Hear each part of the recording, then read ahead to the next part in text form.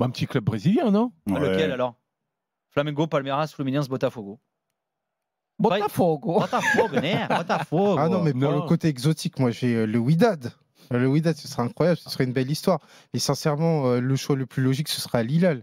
À Al-Hilal, parce qu'on sait que depuis le départ de Neymar, ils ont besoin d'avoir la grosse star qui soit la pierre angulaire de l'effectif. Et Cristiano Ronaldo, qui a une saison, ils ne sont pas qualifiés pour la Ligue des champions asiatiques. Le fait de retrouver Al-Hilal, le club dominant, ce serait le mariage, peut-être pas parfait, mais ce serait un mariage pour moi normal.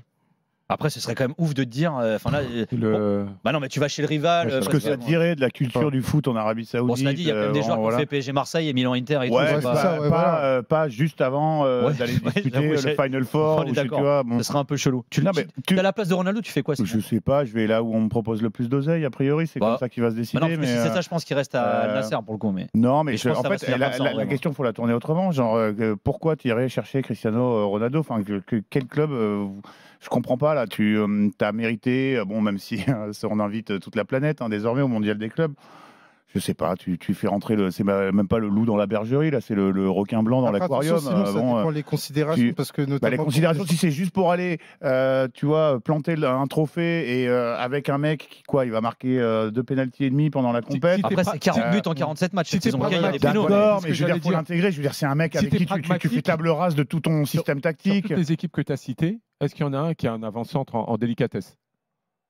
Je t'avoue, j'ai pas vérifié tous les effectifs, mais il va peut-être rendre service à certaines équipes. Je vais aller sur Transfermarkt et après je reviens. Et là, tu vas dans cette équipe-là et tu montres que tu es encore fort. Ce serait grotesque. Non, mais après, pour les considérations sportives, c'est pour ça que pour les considérations sportives, j'ai parlé d'Al Hilal parce que c'est le club dominant. On parle de Cristiano Ronaldo qui est quand même compétitif, notamment en Arabie Saoudite. Il y a aussi, sur le long terme, la Coupe du Monde. On sait que Cristiano Ronaldo, il va être compétitif et ça peut être le bon compromis à Al-Hilal pour moi. Parce qu'au-delà de la Coupe du Monde des clubs, c'est surtout ça. Parce que je ne pense pas que Cristiano Ronaldo va seulement signer pour une compétition et derrière, il va chercher un autre club. Non, c'est pour du moyen long terme. Et est-ce que si tu rajoutes Cristiano à Al-Hilal, tu t'en fais un contender pour le mondial des clubs? Est-ce que ça suffit à les faire bien figurer, à les faire Moi, je pense qu'il outsider de la compétition? Il y a un côté opération marketing aussi.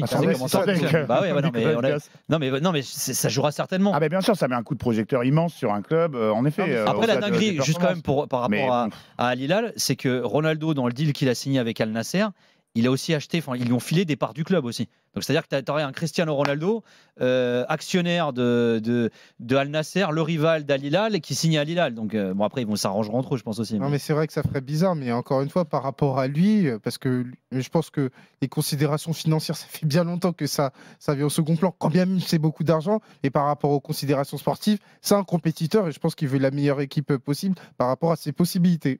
Ok, donc toi, tu irais nulle part, toi, en vrai. Ça va, il vient de finir une saison, c'est bon, quoi. Ouais, c'est vrai.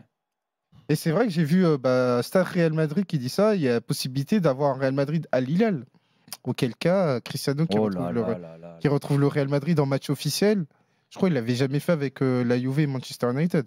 Après, je pense qu'il ne faut pas sous-estimer, lui, son appétit, tu vois, insatiable, de victoires, de coups de projecteur, parce que même s'il nous la raconte différemment, je pense que ça doit lui manquer un petit peu de ne plus être le grand phare du football mondial. Les stats, tu l'as rappelé, le nombre de buts dans le mondial des clubs, il a dû le remporter 4 ou 5 fois, j'en sais rien, c'est peut-être certainement déjà le meilleur buteur de la compétition, ou alors s'il ne l'est pas encore, ça doit suffire à le motiver. Donc moi, je pense que Cristiano, en fait, s'il y a...